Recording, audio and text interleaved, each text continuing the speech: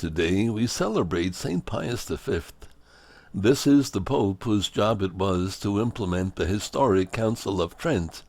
If we think popes had difficulties in implementing Vatican Council II, Pius V had even greater problems after Trent 4 centuries earlier.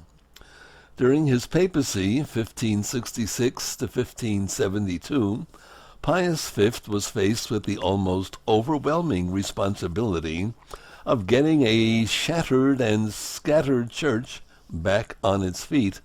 The family of God had been shaken by corruption, by the Reformation, by the constant threat of Turkish invasion, and by the bloody bickering of the young nation-states. In 1545, a previous pope convened the Council of Trent in an attempt to deal with all these pressing problems. Off and on over 18 years, the fathers of the Church discussed, condemned, affirmed, and decided upon a course of action.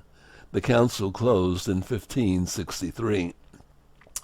Pius V was elected in 1566 and charged with the task of implementing the sweeping reforms called for by the council. He ordered the founding of seminaries for the proper training of priests. He published a new missal, a new breviary, a new catechism, and established a confraternity of Christian doctrine classes for the young. Pius zealously enforced legislation against abuses in the Church. He patiently served the sick and the poor by building hospitals, providing food for the hungry, and giving money customarily used for the papal banquets to poor Roman converts.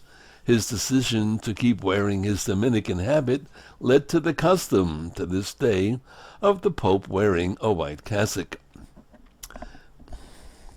In striving to reform both church and state, Pius encountered vehement opposition from England's Queen Elizabeth and the Roman Emperor Maximilian II. Problems in France and in the Netherlands also hindered Pius's hopes for a Europe united against the Turks. Only at the last minute was he able to organize a fleet which won a decisive victory in the Gulf of Lepanto, off Greece, on October 7, 1571.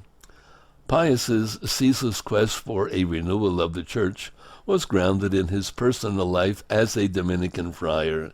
He spent long hours with his God in prayer, fasted rigorously, deprived himself of many customary papal luxuries, and faithfully observed the spirit of the Dominican rule that he had professed.